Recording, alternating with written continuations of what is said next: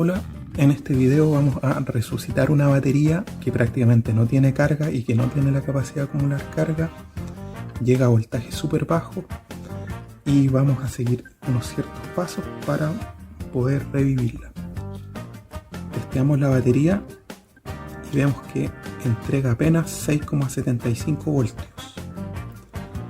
El mínimo serían 12 voltios, pero siempre las baterías tienen que estar un poco por sobre el voltaje nominal de los 12 voltios para que funcione bien. Debe tener un excedente más o menos 12.7.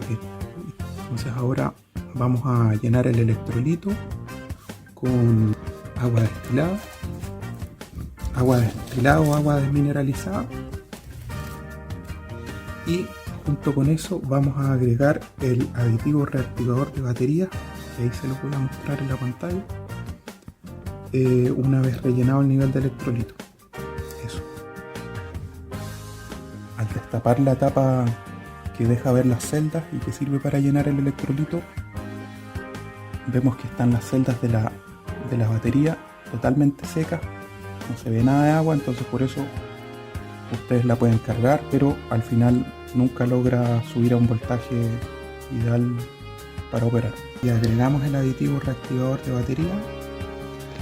Agregamos teniendo en cuenta que es una batería de moto, o sea, agregamos menos de lo que se recomienda para una batería de auto, que es una pastilla por cada celda.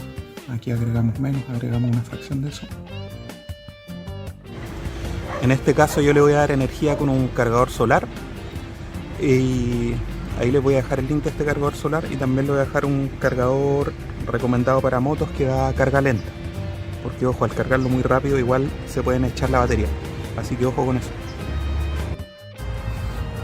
Ahí, para evitar que le caiga cualquier cosa estando con las tapas de la celda abierta, lo dejo con esa bolsa, y así puede eliminar bien los vapores de carga, pero no se ensucia por dentro. Después de un rato breve de carga, la batería sí está recibiendo carga, está con 12,38 voltios, ya significa que todavía aguantaba la llenada del electrolito y la carga no está mal. Igual ahora el resto de carga se puede completar. Me toca viajar en la moto, así que con un viaje largo igual termina de cargarse. Eso, salud.